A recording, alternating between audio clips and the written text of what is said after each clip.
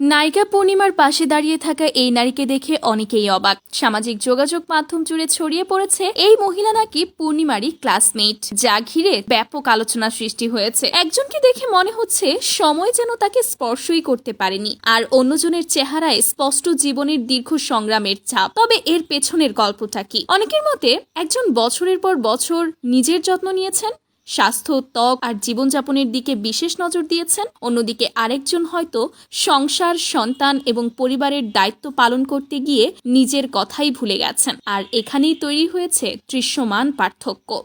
সমাজে এমন অসংখ্য নারী আছেন যারা পরিবারের সবার যত্ন নিতে নিতে নিজেদের জন্য আলাদা করে সময় বের করতে পারেন না। কিন্তু সময়ের সঙ্গে সঙ্গে তারাই আবার শুনতে বাধ্য হন তুমি অনেক বুড়িয়ে গেছো। এই বাস্তবতা নিয়েই এখন সামাজিক যোগাযোগ মাধ্যমে চলছে নানা আলোচনা। অনেকেই বলছেন পরিবারের দায়িত্ব পালন অবশ্যই গুরুত্বপূর্ণ, তবে নিজের যত্ন নেওয়াটাও সমান জরুরি। যে কাজটা নায়িকা পূর্ণিমা করেছে, জীবনকে এমনভাবে ব্যালেন্স করেছে যাতে পরিবার ও নিজের সুস্থতা দুটোই সমান গুরুত্ব পেয়েছে। কারণ সৌন্দর্য শুধু চেহারার বিষয় নয়, এটি আত্মবিশ্বাস, সুস্থতা এবং নিজের প্রতি যত্নেরও প্রতিফলন।